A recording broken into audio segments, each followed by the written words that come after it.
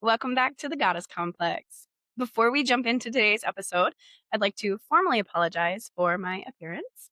So, if you're watching this on video and thinking, Ashley, you look a little rough today, first of all, rude. Second of all, I just had knee surgery. So, I'm currently operating on pain meds, determination, and whatever healing magic my body has decided to summon this week. I am basically one ice pack away from becoming a full time couch ornament. The good news is my knee is repaired. The bad news is I now make sound effects every time I stand up. You know those mysterious noises people over 30 make when they sit down or they get out of a chair? Yeah, I have officially entered that chapter. So if I look a little less goddess and a little more woman who just fought for her life getting into the shower, that's why. But here we are. We are healing.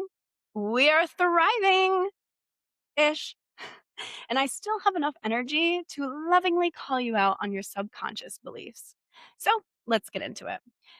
I know you guys watched the video the other day about a concept that probably was going to make at least 3 people unfollow me, 2 people rage comment, and 1 person immediately text their best friend, like, Ashley has officially lost her damn mind. But that topic, everything in your life is something that you want.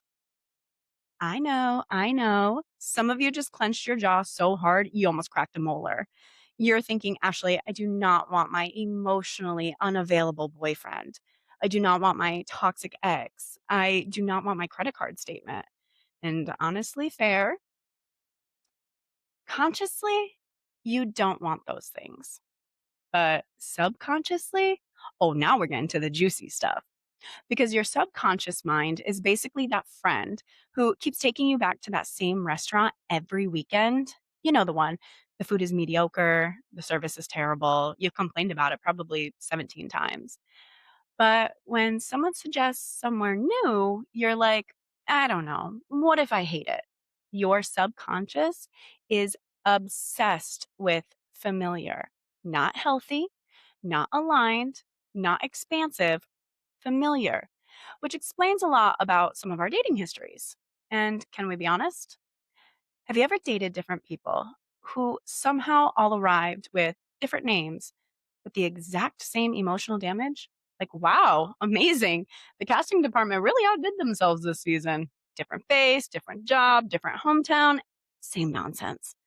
And every time it ends, we're sitting on the bathroom floor asking the universe, why does this keep happening to me? Meanwhile, the universe is like, because you keep ordering the same thing. See, most of us have unconscious beliefs running in the background. Beliefs like, they always leave. Love has to be earned. I have to prove my worth. Nobody chooses me. I'm too much. I'm not enough. Pick your poison. And because the subconscious loves being right, it starts collecting evidence. It's like a detective who already solved the case before actually investigating. Oh, look, another emotionally unavailable man. Evidence. Oh, look, another person who disappointed me. Evidence. Oh, look, another situation that I'm providing that I'm not good enough. Evidence. Case closed. The belief wins again. And here's the wild part: when the healthy love shows up, when the abundance shows up, when an opportunity shows up, sometimes we run because healthy feels weird. Healthy feels suspicious. Healthy feels like the salad that you ordered when you really wanted french fries. Your subconscious is sitting there like, this is uncomfortable. Can we go back to the chaos? At least we know how that ends. And that's why healing isn't just about positive thinking. It's about becoming aware of the stories that you're unconsciously committed to, because every belief has a payoff. I know, nobody likes that sentence, but it's true. The belief I'm not worthy keeps you from risking rejection. The belief people always leave protects you from vulnerability. And the belief nothing ever works out for me gives you a reason not to try. Every belief is doing its job, even the ones making your life harder. So the next time you find yourself asking, why does this keep happening to me?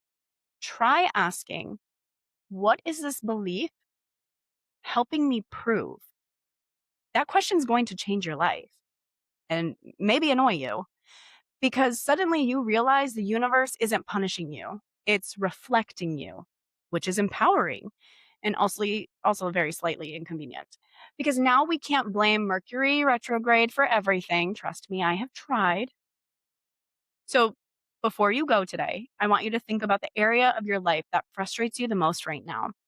Is it the relationship? Is it the money, the business, the body? The pattern that keeps showing up no matter how many vision boards, affirmations, or full moon rituals you've tried. And instead of asking why this is happening to me, ask yourself, what belief is this helping me prove? Because your reality is always reflecting something back to you, not what you deserve, not your worth, and not your potential.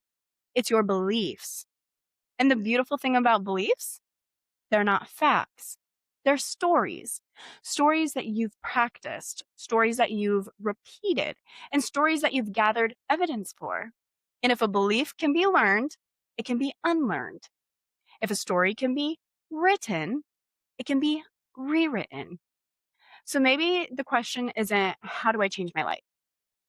Maybe the question is, who would I be without the story that's creating it? Because the moment you stop worshiping the wound and start questioning the story, everything changes. Your standards rise, your choices change, your relationships shift, your reality begins to mirror something new. And that's what being badass is really about. Not being perfect, not having it all figured out, but having the courage to become conscious of the stories you've been living inside of and choosing better ones. So this week, pay attention. Notice the patterns, notice the triggers, notice where life keeps handing you the same lesson in a different disguise. And remember, your life isn't happening to you, it's responding to you. Change the belief, change the pattern, change the reality.